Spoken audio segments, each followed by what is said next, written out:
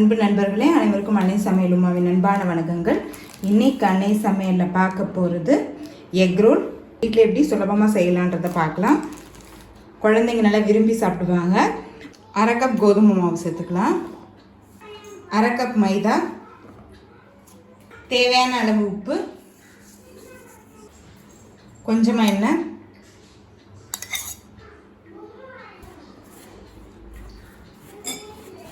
இப்போ இதை நல்லா மிக்ஸ் பண்ணிக்கலாம். இப்போ கொஞ்சம் கொஞ்சமாக தண்ணி ஊற்றி பிசைஞ்சிக்கலாம்.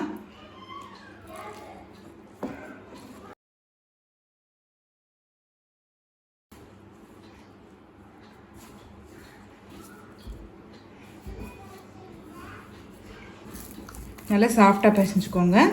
இப்போ கொஞ்சமாக எண்ணெய் சேர்த்துக்கலாம். இதை மூடி போட்டு ஒரு அரை மணி நேரம் வச்சிடலாங்க. இப்போ அரை மணி நேரம் ஆயிடுச்சுங்க.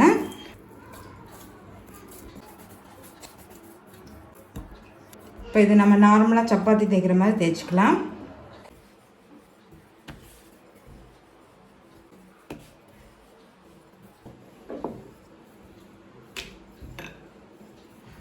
ரெண்டு முட்டை உடச்சி ஊற்றிக்கலாங்க.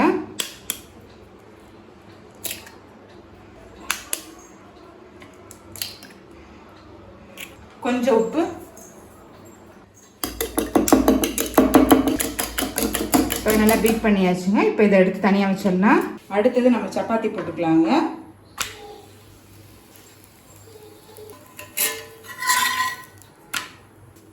நான் பாதி மைதா பாதி கோதுமை மாவு எடுத்துருக்கேன். நீங்கள் விருப்பப்பட்டீங்கன்னா ஃபுல் மைதாலையும் பண்ணலாம், அப்படி இல்லைன்னா ஃபுல் கோதுமை மாவுலேயே கூட பண்ணலாங்க. தேவையான அளவு எண்ணெய் சேர்த்துக்கலாம்.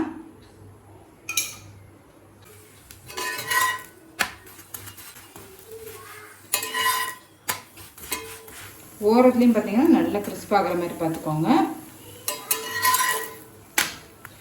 இது மாதிரி சப்பாத்தி கொஞ்சம் கனமாக போட்டால் தான் ரோல் பண்ணும்போது நல்லா ஸ்டிஃபாக இருக்கும்.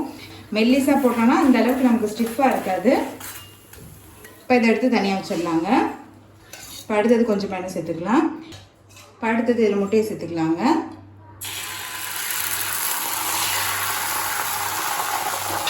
இது மேலே உடனே சப்பாத்தி வச்சிடலாம். நம்ம முட்டை வேகிறதுக்கு முன்னாடியே நம்ம சப்பாத்தி வச்சிடணும். முட்டை நல்லா வெந்துச்சுன்னா சப்பாத்தியில் ஒட்டாது. இப்போ இதை எடுத்து தனியாக வச்சிடலாம். இப்போ இது மேலே நம்ம முட்டையை சேர்த்துக்கலாங்க.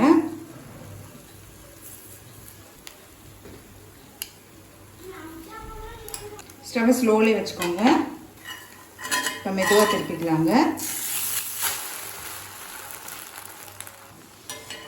முட்டை இந்த சைடு வெந்துருச்சு.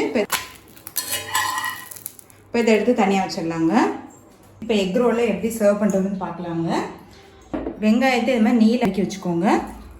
கொஞ்சம் முட்டைகோஸ், உங்களுக்கு விருப்பமான கேப்சிகம், கேரட் கூட சேர்த்துக்கலாம். பொடியான இருக்கிற பச்சை மிளகாய், கொஞ்சம் கொத்தமல்லி. இப்போ இது நடுவில் கொஞ்சமாக வெங்காயம் வச்சுக்கலாம்.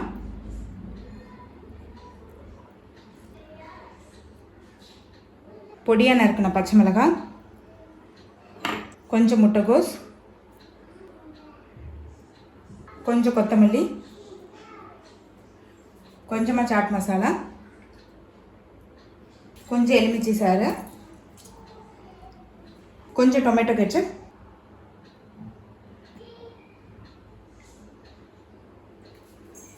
ஃபோல்ட் பண்ணுறதுக்கு நீங்கள் butter paper, aluminium foil use, அது இல்லாமல் கூட நீங்கள் சர்வ் பண்ணலாம். இந்த அடியில் பட்டர் பேப்பர் வச்சுக்கோங்க.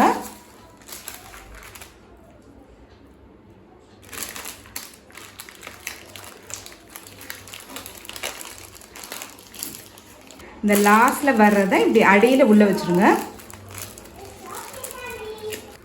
எக் ரோல் ரெடி ஆகிடுச்சு.